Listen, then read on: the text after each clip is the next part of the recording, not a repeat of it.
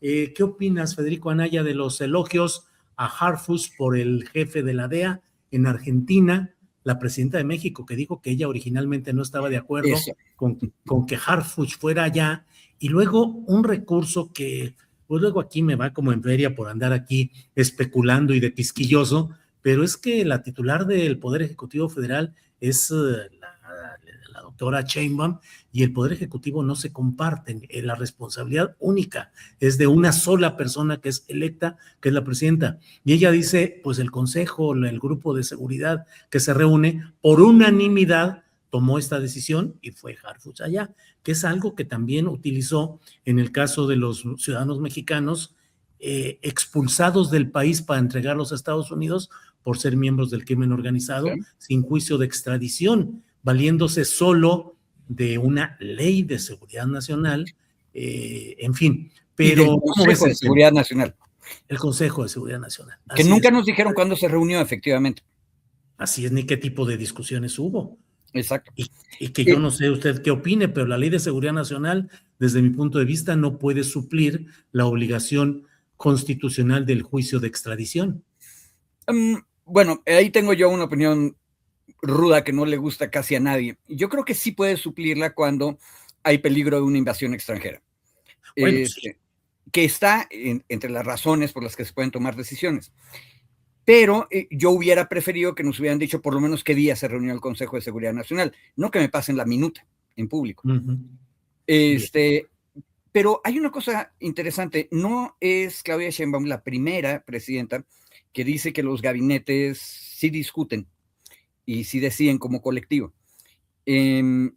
López Obrador, cuando se estaba debatiendo la ley de la Guardia Nacional, más bien la reforma constitucional, la primera de 2019, para formar la Guardia, de pronto hubo tantos ires y venires entre San Lázaro y Palacio Nacional, que hay un momento en una mañana que dice, bueno, lo que pasa es que aquí todo el mundo hace lo que quiere y tampoco es que me hagan caso. Es una cosa bien interesante, porque parecería que el presidente está reconociendo que es débil. Más bien lo que creo es que una presidencia muy fuerte, que era obvio el caso de Andrés Manuel, pero también la de Claudia, le conviene de vez en cuando recordarle al gabinete que también tienen un nivel de responsabilidad, no son títeres, y que tienen que tomar decisiones que sean colegiadas en el sentido de que se tienen que coordinar entre todos. Y les pasa la factura completa, porque una felicitación de la DEA es el beso de Judas, por donde lo queramos ver. Se nos hace pensar que pues, también besuqueaban a García Luna. Eso fue lo primero que la opinión pública pensó. Y entonces nos acordamos de todos los orígenes genealógicos y burocráticos de García Harfuch. En el momento en que eso lo mandas al gabinete, la presidenta lo que aclara es, yo hubiera preferido que no, que es la línea de confrontación desde el Monumento a la Revolución en contra de Estados Unidos. Pero pues es bueno no confrontarse. Ahora, hay otros frentes abiertos. Creo que fue incluso en la misma mañanera que ella por segunda vez mencionó eso, que el canciller nuevo y muy joven y muy puntualito agarró y empezó a informar cómo van los juicios penales y las demandas civiles por los muertos a manos de ICE. Y ahí una de las cosas que a mí me preocupó es que no queda claro. Por ejemplo, nunca nos dijeron por qué era importante hacer trámites en el condado de Harris. Digo, sería bueno que el canciller nos hubiera dicho que la ciudad más grande del condado de Harris, en Texas, es Houston, que es donde murió el último mexicano, o el penúltimo. Entonces, yo creo que un buen presidente y una buena presidenta muy fuertes no pueden gobernar solos, tienen al gabinete y tienen que hacer responsables al gabinete de alguna manera. Este es uno de los defectos del modelo presidencial de gobierno, que por cierto también existe en Estados Unidos. Hay muchísima literatura de politólogos donde nos muestran a los presidentes diciendo una cosa y al gabinete haciendo unas grillas completamente distintas, en todas las épocas. En México lo teníamos cubierto por esta idolatría del señor presidente, pero sirve para preparar la ejecución de los ministros y de los secretarios, no para elogiarlos necesariamente. Y nada más un último detalle, A mí me hubiera gustado ver la cara de Milei o de los argentinos cuando hicieron el elogio de los de la DEA sobre México. Y ahí, en una de esas, capaz que dijeron, pues es que no entendemos al jefe de Estados Unidos, que es lo que nos dijo Cort, que son erráticos. Supuestamente Argentina es amiga y México son enemigos. Entonces Farías, el contraalmirante, no debería haber salido para ser entregado por extradición, sino debería haber recibido asilo político para cantar en manos del enemigo, que eso era un poco el juego que habíamos visto en Buenos Aires. Pero de repente Estados Unidos, que es el que manda, abraza a México. El problema es lo que dijo Cort, el imperio es errático. Bien, ¿qué opinas sobre ambos temas, Cort? El de Harfuch elogiado en Argentina por la DEA, por un lado, y por otro este tema del contraalmirante Farías, que bueno, hasta hace rato no sabíamos si ya verdaderamente venía hacia acá. Ha habido una serie de zigzagueos, comentarios de que ya está listo, siempre no, un trámite administrativo, en fin. ¿Qué opinas de esos temas, Cort? Para retomar lo que acaba de decir Federico, que me parece interesante, esto de que el imperio es errático, ¿no?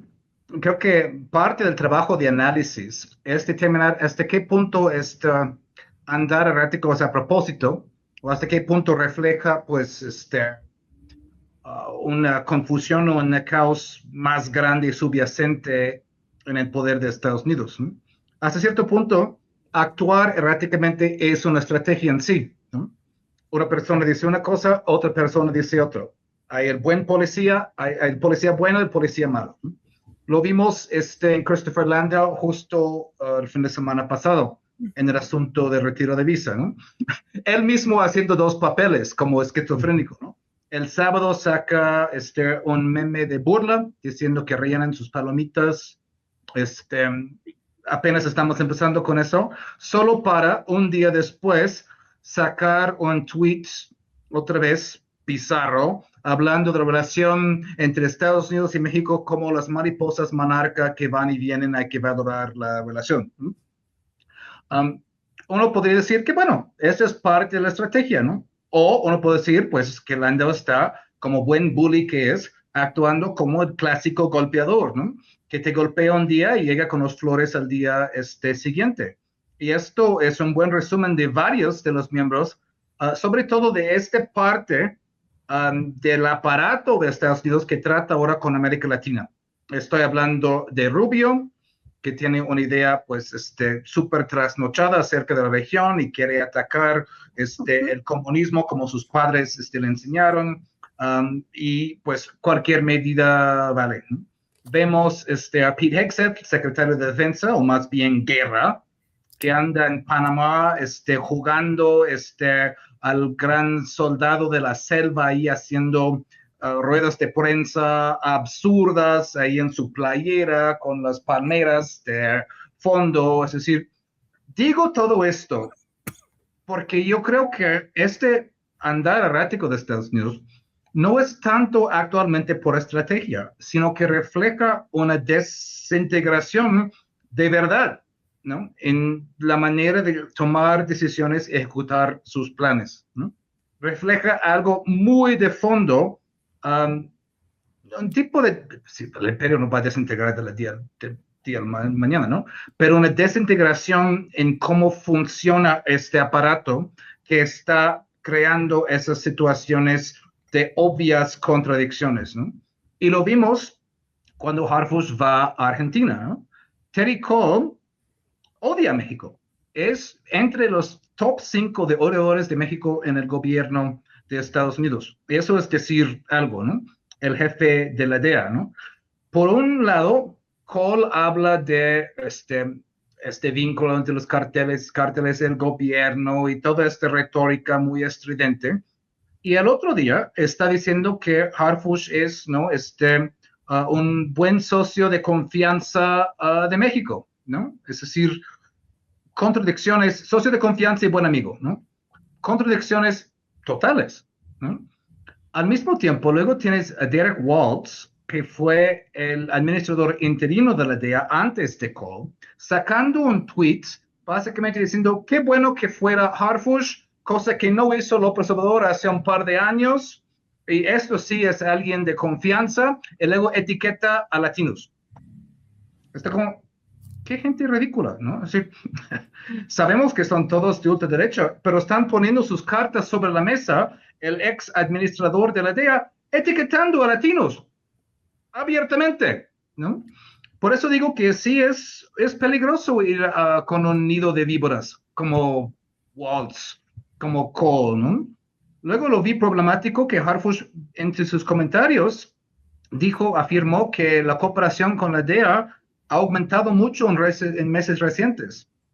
¿Qué querrá decir eso? ¿En qué términos la cooperación con la DEA ha aumentado en meses recientes? Justo en esos meses donde Estados Unidos ha estado bombardeando lanchas, donde sacan un video de 5 minutos reivindicando la doctrina Monroe, donde el injerencismo ha sido al 100, pues, ¿no? Es decir, ese es el asunto con ir con ese tipo de encuentros, ¿no? Justo en este tipo de contexto, cuando vaya, ¿no? Tú también has hablado de cuando elogiaron a García Luna en los mismos términos hace unos 15 años, ¿no? A veces hay que ir a esas cosas. A ver, hay que, pues, recibir la sabiduría, hay que ser astutos, ¿no? Si lo que es necesario para ceder no empieza es ir a un encuentro así, ok, para no ceder en cosas mayores. Pero si realmente refleja otra cosa, pues hay que estar atentos, ¿no? Bien, gracias. Federico Anaya, dentro de lo que estamos viendo hay una serie de operativos que se están realizando. Ayer detuvieron a los familiares de un presunto jefe de plaza en Michoacán y en Jalisco a nombre del Cártel Jalisco, y todo indica que van ahora sobre las vertebraciones de que es junto con el de Sinaloa, ya dividido, pero es el otro cártel dominante en México. ¿Qué tanto todo esto puede multiplicar el estado, la situación difícil que se ha vivido en Sinaloa después de lo sucedido con el Mayo Zambada y con Héctor Melesio Cuen, donde se vive, pues no sé si una guerra civil, pero cuando menos un enfrentamiento constante entre las dos facciones, Mayitos y Chapitos? Ahora ese escenario podría trasladarse en cuanto a incertidumbre, choques, batallas, ajustes de cuentas y venganzas hacia el lado dominado por el Cártel Jalisco. Sería un escenario ya de una extensión muy fuerte de estos escenarios bélicos entre grupos criminales. ¿Qué opinas, Federico? Creo que en realidad estamos en la orilla de una oportunidad muy grande, siempre y cuando la Procuración de Justicia Federal sea seria. Ahora, no tiene que ser perfecta, porque no hay nada perfecto en este mundo. Y me recuerda, a ver si Cort no se enoja conmigo, el momento en que Estados Unidos sale... Nunca, Federico, nunca. A ver, voy a decir la locura. Estados Unidos sale de la prohibición y la Procuración de Justicia de Franklin Delano Roosevelt empieza a apretarle las tuercas a los distintos cárteles que se habían formado en la prohibición. El cuento famoso es Chicago y este hombre que bateaba a sus enemigos en las comidas, que ya son Al Capone. Al Capone. Los neoyorquinos pasaron a la historia romantizados en las novelas de Puzo, pero hay un tipo muy interesante, en mi opinión, que es Nick Johnson, que era el capo de Atlantic City, porque ese cuate había nacido no como capo de la mafia, sino como cacique político, dueño de su partido, y fíjate, no me acuerdo si era el demócrata o el republicano, creo que eran los republicanos, que todavía eran de izquierda, aunque ustedes no lo crean, en los 1910. Y Nocky Johnson fue finalmente arrestado en la segunda mitad de los años 30 por el Departamento de Justicia de Roosevelt, pero nada más pasó 4 años en la cárcel y luego regresó en paz a su lugar con un pacto político muy claro, que ya no se valía que él fuera el líder del partido, el que ponía a todos los presidentes municipales y al gobernador, y aparte cabeza él directamente de la mafia. No, un poco el arreglo fue que el viejito les dijera quién iba a hacer cada cosa, pero él siguió ahí y murió en paz. Es decir, la Procuración de Justicia del New Deal incluía el poner orden, hacer cumplir la ley, evitar los abusos más graves y obligar a un pacto político que le diera prioridad a lo civil y no a lo criminal. Y yo creo que ahí tenemos que empezar a estudiar más, y ahí hay que hacerle a usted, don Julio Hernández, muchas preguntas, porque uno de los poderes grandes de Sinaloa, yo creo que es mucho más importante que el cártel Sinaloa, es la universidad. Sí. Es un fenómeno social complejo. Un día uno de la universidad me andaba presumiendo que ellos sí lograron ya tener todo el bachillerato cubierto en toda la población territorializada con sus prepas. Y en una de esas está diciendo la verdad. Y si eso es verdad, entonces probablemente esa universidad es mucho más que el pleito de las burocracias. Y ahí eso es lo importante, porque uno tiene que sustituir el arreglo político narco, que era el cártel de Sinaloa, con algo que sea social, sea civil, y que aparte haya una fiscalía, tanto federal como local, que obligue a los que se salen de la raya a mantenerse dentro del orden legal constitucional. Ese es el paso adelante que tendríamos que tener. Y para eso, pues hay que decir que Rocha por lo menos era un tonto, que es mi argumento, y en una de esas sí lo invitaron, y entonces es un cómplice. Y nada más un detalle constitucional. Ahorita Rocha no necesita ser desaforado para proceder. Eso te iba a preguntar, sí. No lo necesita. Pero, de acuerdo con la Constitución de Sinaloa, artículo creo que es el 148, que está hasta el final, es una miscelánea de artículos, el 148 dice que no habrá ninguna licencia de más de 6 meses. Entonces, en Día de Muertos, el señor tiene que regresar a ser gobernador, o pedir otra licencia, o renunciar. Porque el máximo, de acuerdo con la Constitución sinaloense, son 6 meses. Y ojo, eso también es un relojito que hay que estar pendiente. Fíjate, sociología, ¿qué cosa es la universidad? ¿Qué cosas son los campesinos sinaloenses? Aparte tienen vida propia, lo de Bahía de Oguira es fascinante. O sea, hay pueblo abajo de todo esto. Eso hay que discutir. Y luego checar la Constitución, que es rara. Bueno, ya nos lo echaremos en el próximo programa. Por esta ocasión entramos a los postrecitos. Kurt, lo que nos quieras decir en la parte final como postrecito, por favor.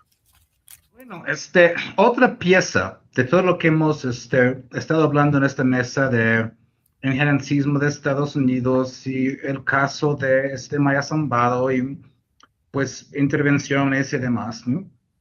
En el caso de Farías Laguna, ¿no? Ahora hay pues acusaciones de varias fuentes que personal del FBI se reunió en Argentina con él. ¿Por qué? ¿No? Esta es otra pregunta que hay que preguntarse, ¿no? Y ¿no? Lo exhortan a aceptar su traslado a México, lo que sea, ¿no? Pero esto abre más preguntas acerca de este asunto del huachicol fiscal, que obviamente es algo transnacional. Tiene que ver justamente con la frontera entre Estados Unidos y México. Entonces, necesita gente de los dos lados, obviamente gente meduana, sí, pues el caso Rufo, el caso de los hermanos, ahí Farías Laguna. Y luego vemos de manera bastante clara varios medios que están intentando vincular el caso de Andy López Beltrán al asunto del huachicol fiscal, con tal de tal vez justificar el retiro de visa de Estados Unidos o no sé, ¿no? Pero es bastante turbio todo esto, sobre todo porque ¿qué estaba haciendo el FBI entrevistándose con Farías Laguna ahí justo antes de su traslado acá? Bien, bueno, gracias, Kurt. Vamos con Federico Anaya para su postrecito. Nada más coincido que la pelea en Sinaloa entre el gobernador entonces Rocha Moya y Melesio Cuen Ojeda era por el control de la Universidad Autónoma de Sinaloa. Postrecito, por favor, Federico. Ojo, y en el mismo sentido, volteemos a ver a los territorios. Lo más interesante de las luchas de la Fiscalía, por ejemplo, ha sido Michoacán, y cómo ha ido, al parecer, desencubriéndose el misterio de la muerte del alcalde de, ay Dios, ataque de Alzheimer. El hombre del sombrero, ¿sí? Ah, sí, de Uruapan, Michoacán. Exactamente. Carlos Manso. Y lo que descubrimos es que es una organización territorial que tiene raíces municipales. Y veamos lo territorial también en Morelos. A mí me tocó darle una vuelta a los resultados de las elecciones durante 20 años, y pues era muy obvio que había ahí una mafia nacida desde abajo, que luego se contactó con las mafias más grandes.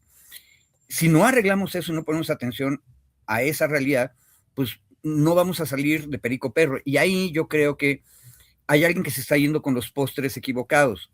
Como que la comentocracia está ahorita en el plan de decir, los almirantes, contraalmirantes y vicealmirantes no podían haber sido solos los que hicieran el gran negocio. En un país tan desestructurado constitucionalmente como nos dejó el PRI viejo y el PRI nuevo con el PAN, la verdad es que uno puede hacer negocios por todos lados. O sea, el problema es que no hay ningún orden. Y lo que estamos construyendo apenas es ese órgano de vigilancia serio. Y ahí es donde a mí me preocupa mucho este enamoramiento de la derecha estadounidense con Harfuch. Ojalá él se parezca más a su abuelo que a su papá. Ah, bien, bien. Se parezca más a su abuelo que a su papá. Bueno, pues muchas gracias a ambos y déjenme dejar una auténtica provocación. Hemos terminado esta mesa, muchas gracias, y dejo nada más estas noticias que nos darían para echarnos otra mesa. El personal del FBI, integrantes del FBI, apoyan las gestiones de las autoridades mexicanas para que el contraalmirante Farías Laguna se allane a su entrega y traslade a territorio nacional, y para ello se reunieron con él en la prisión de Ezeiza en Buenos Aires, Argentina. El encuentro fue revelado en Argentina por el abogado Félix Helou, y en México fuentes gubernamentales informaron a La Jornada que los integrantes del gobierno de Estados Unidos solicitaron a las autoridades de la nación la autorización para encontrarse con Farías Laguna, y él aceptó la reunión. Segunda provocación: el diputado local y coordinador de la bancada del partido sinaloense en el Congreso de Sinaloa, Víctor Antonio Corrales, defendió la inocencia de su hijo, detenido en México, y dijo además que en realidad están sorprendidos y cansados que su hijo llevaba una vida normal en la Ciudad de México, que todavía el fin de semana se reunieron con él y con su nuera, y que estaban en espera pues de que ya se resolviera ese asunto. Con eso cierro, con provocaciones que nos darían para echarnos todo un programa. Adiós, Federico Nay. No, va una de regreso. Acuérdate que tenemos un general perdido, el general Medina, que se fue solito a Nogales. Mérida, el general Mérida. Mérida, el sinaloense. Sí. Bueno, que no es sinaloense. Y un secretario de administración, Díaz, que nadie sabe dónde está. Kurt, tienes que escribir una novela, o supongo que ya estarás metidísimo en ella, Kurt. Un último comentario. Se supone que el territorio de actuación del FBI es interno de Estados Unidos. Sí. Hemos olvidado completamente de eso. El FBI se supone que trata cosas internas del país, como en su momento hostigar a Martin Luther King y todo esto. Ahora resulta que el FBI está actuando de apoyo consular a México y poniendo avionetas que llegaron al territorio estadounidense en museos. Qué mundo raro estamos habitando ahora. Cantemos Un Mundo Raro de José Alfredo Jiménez. Federico, Kurt, gracias. Nos vemos pronto. Gracias. Don Julio, suerte.